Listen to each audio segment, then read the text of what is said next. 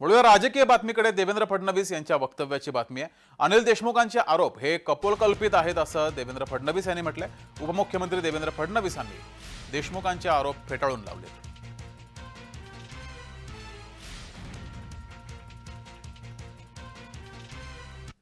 देवेंद्र फडणवीस यांना माझ्यावर आरोप करण्यासाठी एका दहशतवादी आणि ज्याच्यावर 2 खुनाचे गुन्हे आहेत त्याच्यासाठी जो अटकेत आहे अशा सचिन वाझेचा वापर त्यांना करावा लागत आहे। ही अतिशय आश्चर्याची गोष्ट आहे। म्हणजे गुन्हेगारी प्रवृत्तीच्या माणसाला माझ्यावर आरोप करायला लावायचे की अशा प्रकारचे कपोल कल्पित ज्या गोष्टी ते बोलून राहिले आहेत याच्यामध्ये काही अर्थ नाही आहे। मुळामध्ये एक गोष्ट लक्षात घेतली पाहिजे, अनिल देशमुखांवर केस रजिस्टर करण्याकरता आदेश हायकोर्टाने दिले, चीफ जस्टिसच्या बेंचने दिले। हायकोर्टाच्याच आदेशाने केस सीबीआयला गेली।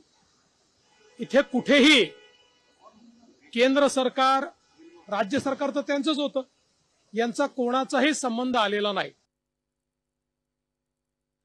तो जस्टिस चांदीवाल साहेबांचा अहवाल तो राज्य शासनाकडे तो लवकरात लवकर जनतेसमोर आणावा, कारण की 1400 पानांचा तो अहवाल आहे।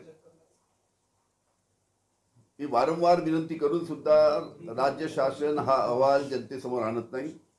मी परत देवेंद्र फडणवीस यांना विनंती करतो, तुमच्या होम डिपार्टमेंटला तो अहवाल आहे, तो अहवाल जनतेसमोर आणावा अशी मी त्यांना विनंती करतो।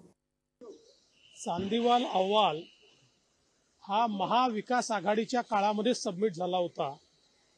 महाविकास आघाडीने त्याच्यावर का कारवाई केली नाही, तो त्यांनी का जाहीर केला नाही, याचं उत्तर दिलं गेलं पाहिजे। बघा, सगळ्यात महत्वाची गोष्ट काय आहे, पहिल्यांदा तर परमवीर सिंग यांना सीपी महाविकास आघाडीने केलं। अनिल देशमुख स्वतः त्या ठिकाणी गृहमंत्री असताना परमवीर सिंगांनी त्यांच्यावर आरोप लावले।